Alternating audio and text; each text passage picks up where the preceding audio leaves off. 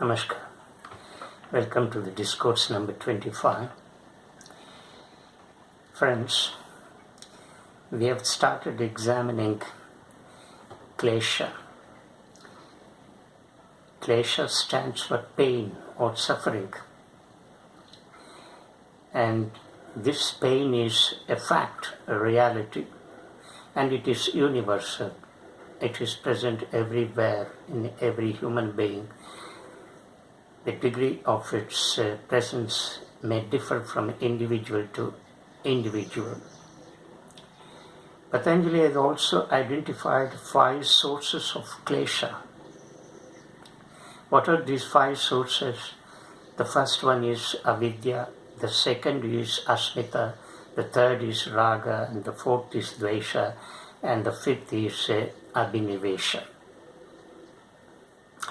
Avidya stands for ignorance, asmita for I amness, raga for attraction, dvesha for strong repulsive attitude, and abhinivesha for a passionate clinging to life. These 5 kleshas, these 5 sources of klesha may be likened to a tree. Avidya is the root of a tree. Asmita, the trunk. Raga and dvesha are the branches and leaves. And abhinivesha is the flower and fruit of a tree. So these 5 sources cannot be studied in isolation. They cannot be distinguished. In fact, they need to be examined not in isolation, but in complementary sense. Let's first take Avidya. Now, this is the opposite word of Vidya. Vidya stands for knowledge, illumination. The word Vidya has its Sanskrit root vid. Vid means to know by reason. A in Sanskrit stands for not. So therefore, not knowing, that is the opposite of knowing, the opposite of knowledge is avidya, but that is too simplistic for our analysis and understanding of this key word avidya. Let's first take what Vidya and how knowledge is derived. There are 2 kinds of knowledge. One is knowledge of the matter. This knowledge of the matter is derived by means of intellect, by means of reasoning. This is the way how we cognize the world, by means of reasoning. And this knowledge of the matter derived by means of intellect is not constant. Its nature is inconstancy. Its nature is therefore changing. It never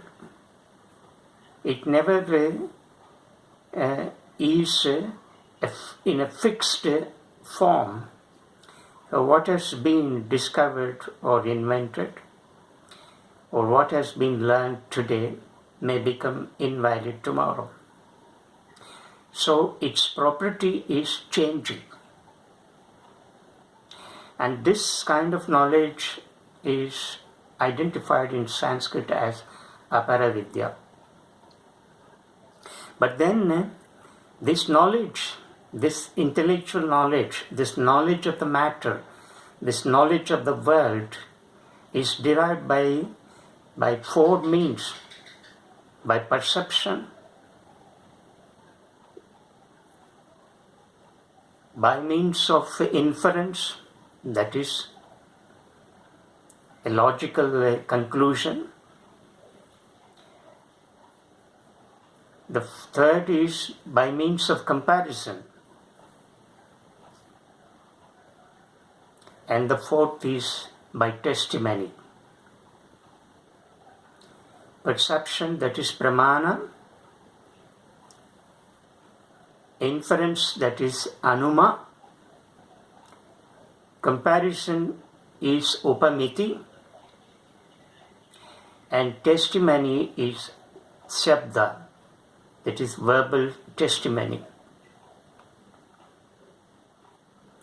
Perception, in the case of perception, knowledge is derived by a direct contact with the objective world. It may be valid or invalid. The second is knowledge is derived by a mere inference. And this inference may be preceded by a premise, major premise or minor premise. So inference is based on premises. The third is upamiti, comparison. This corresponds to an analogy. We may have heard something, we may have listened to something, we may have read something, and we form a certain image of it, but we may have not seen that. But when we see such an object, and such an object, its characteristic features resemble that of what we have already learnt by means of listening and reading, then such a knowledge is called knowledge derived from comparison. Then there is another knowledge, that is testimony. This is verbal testimony. That there is another kind of knowledge that can be derived by means of a word, a spoken word of a trustworthy human being.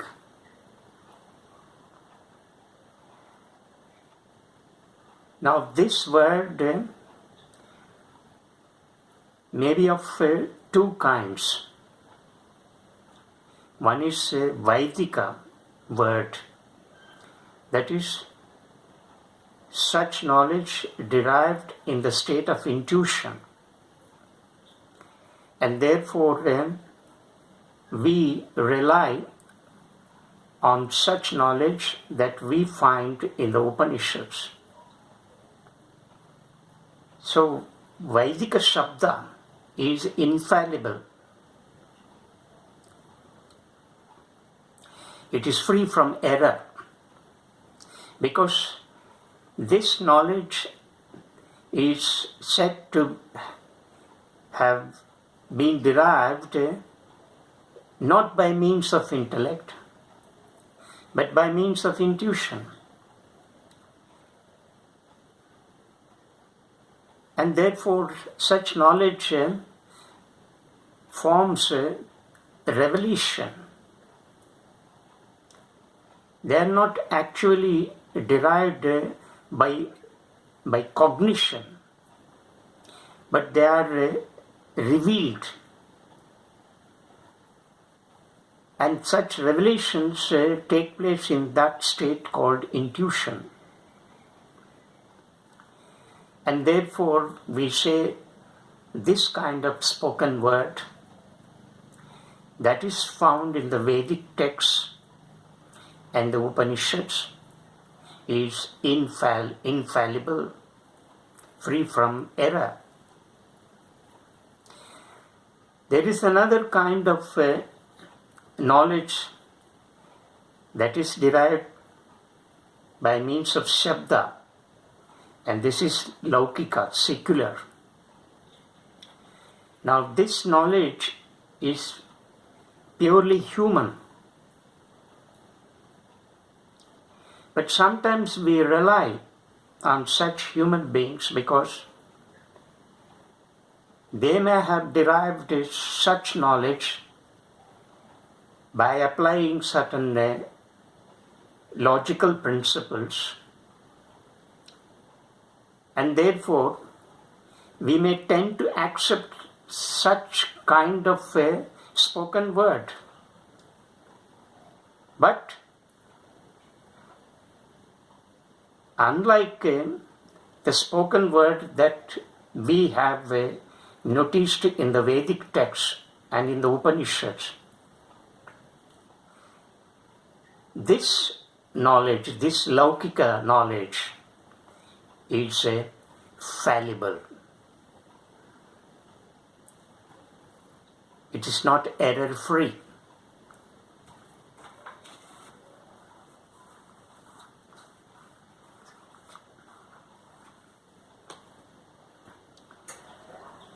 So we have seen and learned what is Vidya. How Vidya, that is knowledge, can be derived. But then we have at the beginning categorized this knowledge into two: Apara Vidya and Para Vidya.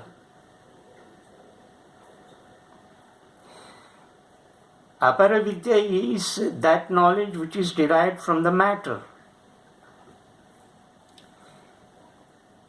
Since its property is inconstancy, it is not completely infallible. There is a Paravidya. This Paravidya is derived not by means of intellect but by means of another faculty, that is intuition. And this intuition goes beyond the intellect. And in that state, the pure knowledge is captured. It is revealed and then captured. It is not captured by means of cognition, as it happens in the case of Aparavidya. In that state, there is no cognition. Cognition is of different kind. It is in the form of revelation. And any knowledge that happens in the form of revelation becomes wisdom. And that is why we call the knowledge at the end text of each Veda is called wisdom. It's called Vedanta. The Upanishadic part of each Veda is called Vedanta. That is Veda plus Anta. Veda means knowledge. Anta means end. The end of knowledge is wisdom. So what is contained in the Upanishads is wisdom, pure knowledge. It's not tainted. It's not derived by means of cognition. But it is a great revelation. And therefore it is free from error. And such knowledge is eternal. It's not bound by time and space. It's not corrupt.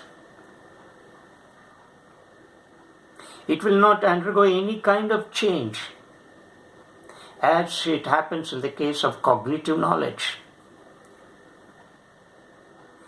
So, The point here is cognitive knowledge is always changing. Intuitive knowledge is permanent and eternal. This intuitive knowledge is knowledge of the self. The self inquires about the self. So here the subject is the self, the object is also the self.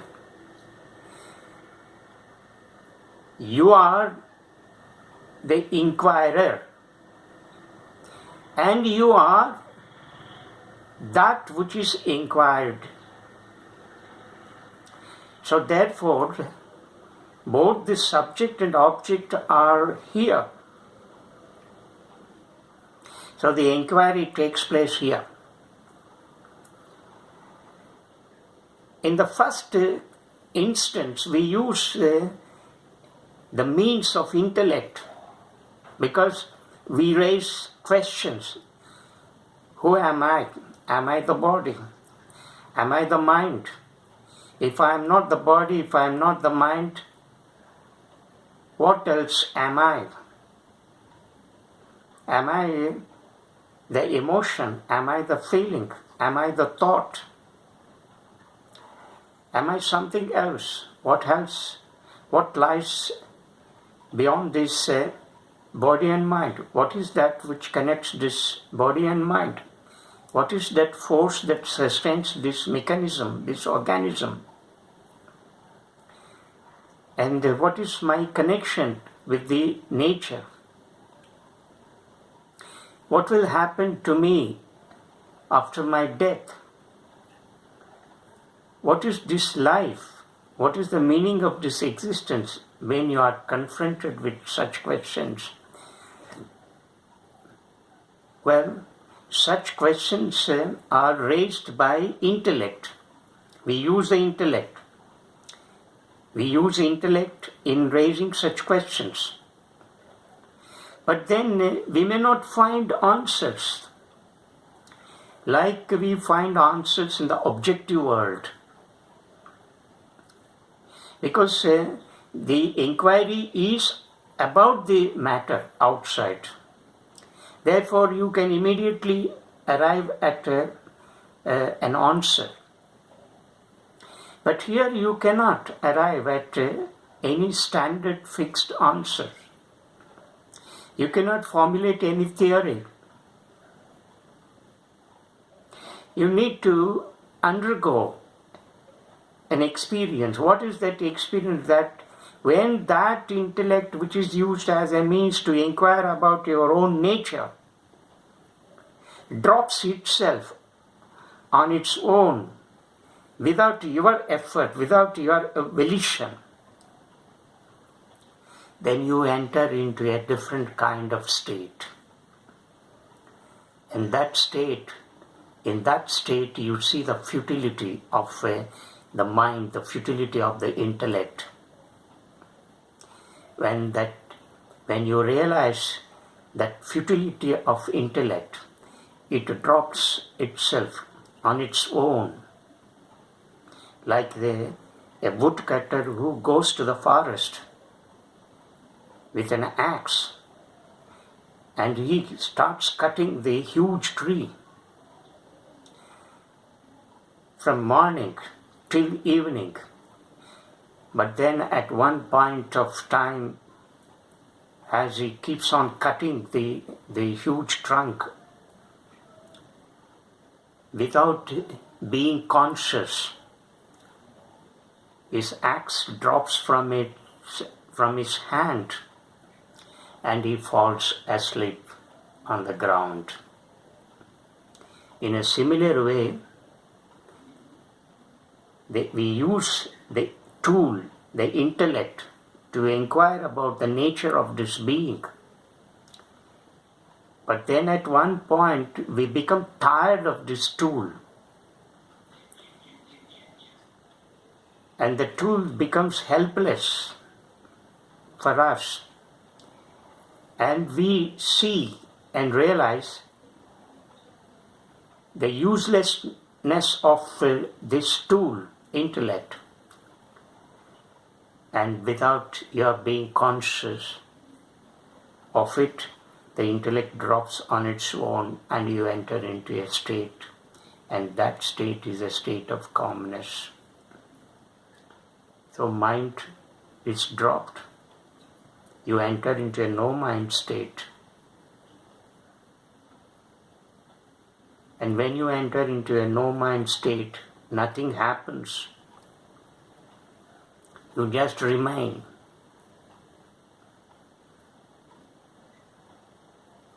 And then you come out of that no-mind state to a mind state again. And you see the world outside again. You see your body, you recognize it again. Now this kind of experience of the no-mind state is what is known as yoga. As long as this state of no mind is not experienced, whatever we undergo the experience in the objective world appears to be illusory. It is not real. An illusion is created. In Sanskrit it is called Maya.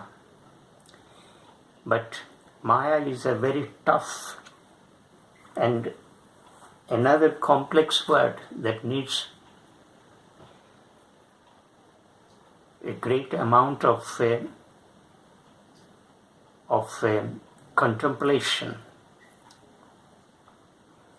In our next discourse, we will examine this Maya, how this Maya creates havoc on us, and how we mistake the objective world for reality, and how this mistaken identity leads to klesha, pain in us.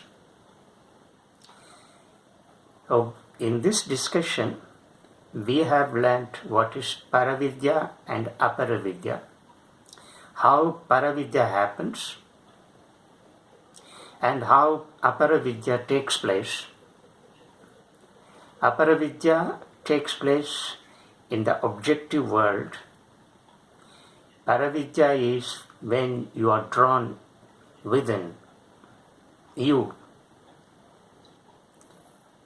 And this Paravidya and Apara are not two different distinct identities. And one should not be carried away that Paravidya is pure, and therefore from this standpoint of Paravidya, Apara is useless. We need both kinds of knowledge.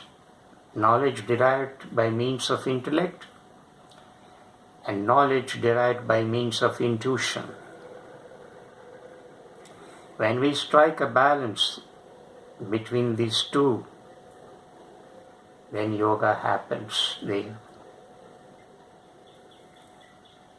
This is the essence of this discourse that we have learnt.